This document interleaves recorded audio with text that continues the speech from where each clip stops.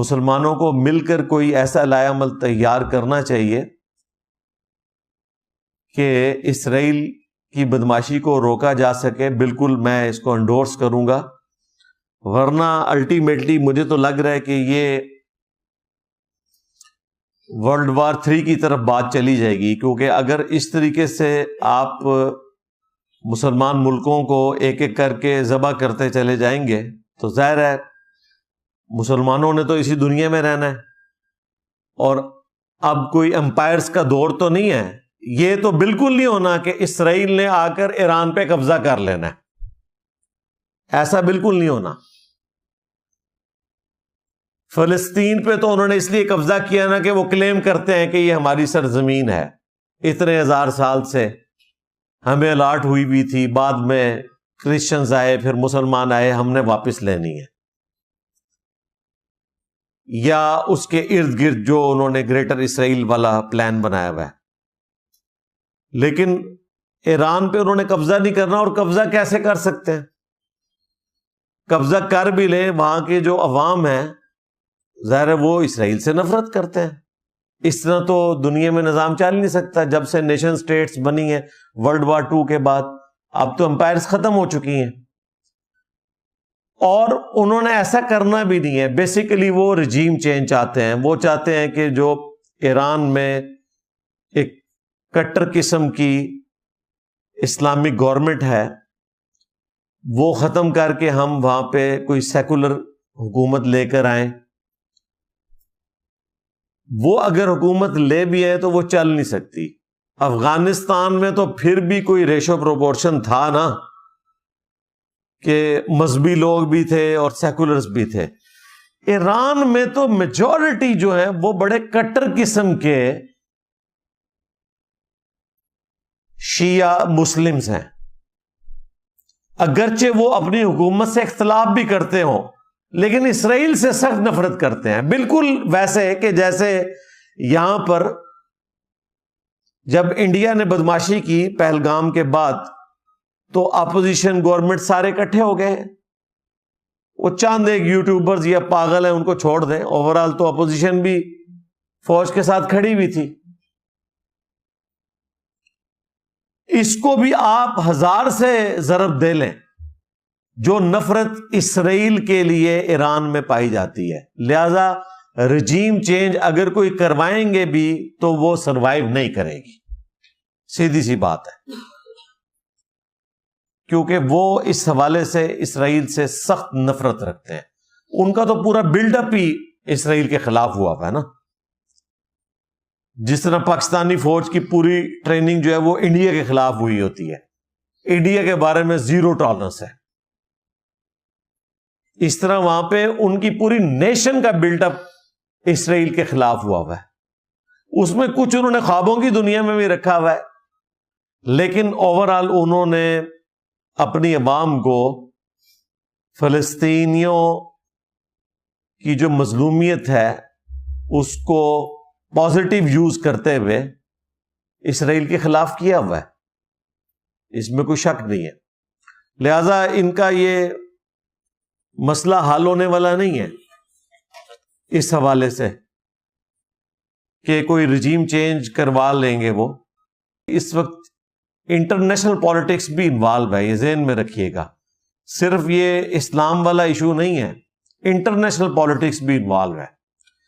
چونکہ ایران چائنا اور رشیا کا پارٹنر ہے، اس وجہ سے امریکہ کی آنکھوں میں کھٹکتا ہے اور اسرائیل کو انہوں نے ہلا شیری دی ہوئی ہے. سیدھی سی بات ہے.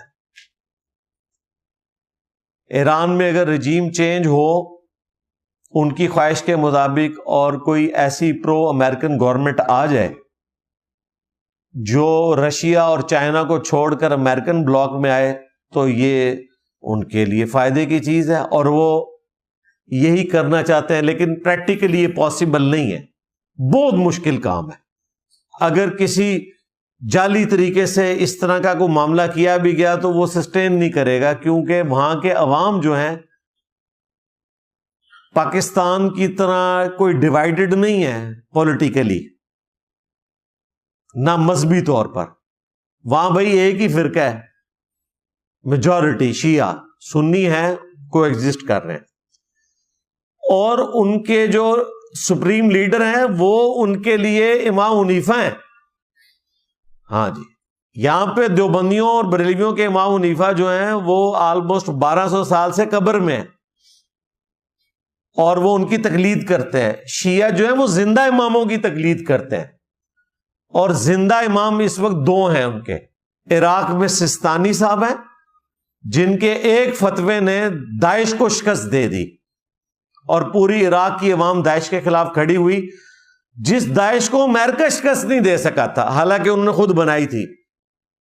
ایک فتوے کی بنیاد کے اوپر عوام ان کے خلاف کھڑی ہوئی اور انہیں عراق سے باہر نکال دیا. اور دوسرے جو سپریم لیڈر ہیں وہ خامنائی صاحب ہیں، جو ایران میں سپریم لیڈر ہیں.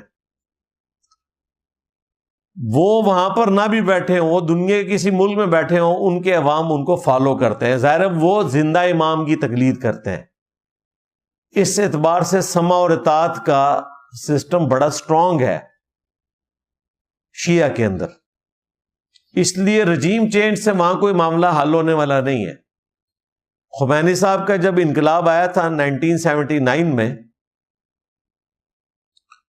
اس وقت سیکولرز نے بھی ان کا ساتھ دیا تھا ایران کے شہنشاہ کے خلاف، کیونکہ وہ امریکہ کی گود میں بیٹھا ہوا تھا، اور ایران کے ریسورسز جو ہیں وہ سب سے بڑا ریسورس جو ہے ان کا تیل، اس میں وہ کمپرومائز تھا.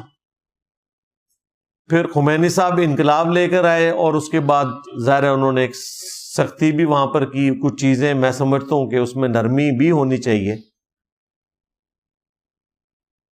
تو وہاں پر تھوڑی بہت مخالفت ان کی پائی جاتی ہے، لیکن اس لیول کی نہیں ہے کہ کوئی رجیم چینج کروائی جا سکے، یا اگر کروائیں تو وہ سسٹین رہے گی. بے تاج بادشاہ وہی ہوں گے، یہ ذہن میں رکھیے گا. پاکستان میں ایک پولیٹیکل جماعت دعویٰ کرتی ہے کہ جی ہماری کافی سپورٹ ہے اور اس وقت ہماری طاقت ہے.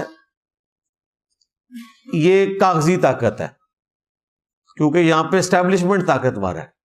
لیکن وہاں پر اگر خامنائی صاحب جیل میں ہوں یا دنیا کے کسی کونے میں بیٹھے ہوں، ان کی طاقت ہے، کیونکہ وہ مذہبی طاقت ہے. میں نے بتایا نا، وہ امام حنیفہ ہیں ان کے لیے. اور آپ سمجھ لیں بریلویوں کے لیے شیخ عبد القادر جیلانی جس طرح قبر سے باہر نکل آئے، تو کسی کی پیری مریدی چل سکتی ہے دنیا میں؟ تو اس طرح ان کے لیے وہ خامنائی صاحب ہیں یا سستانی صاحب ہیں. تو اس لیے ان کا بانڈ بڑا سٹرونگ ہے. ان کا سسٹم سنیوں والا نہیں ہے، وہ زندہ امام کی تقلید کرتے ہیں. تب تقلید کرتے ہیں تو وہ تو سب کچھ کرنے کے لیے تیار ہے. ایران سے ایک چھوٹا سا فتویٰ نکلا تھا کہ تمباکو جو ہے حرام ہے، تو لوگوں نے اپنی فصلیں جلا دی تھی. اتنا سٹرونگ سسٹم ہے ان کا. تو وہ اپنے اس معاملے میں اتنے سٹرونگ ہے کہ رجیم چینج سے بھی کوئی فرق نہیں پڑنا. آرڈر پھر بھی خامنائی صاحب کا ہی چلے گا، سیدھی سی بات ہے. لیکن اس وقت جو لیڈنگ مسلمان ملک ہیں، پاکستان، ترکی، سعودی عرب، ملیشیا بھی شامل کر لیں، ان کا کام ہے کہ ایران کو ہر طریقے سے سپورٹ دیں OIC کے فورم کے ذریعے،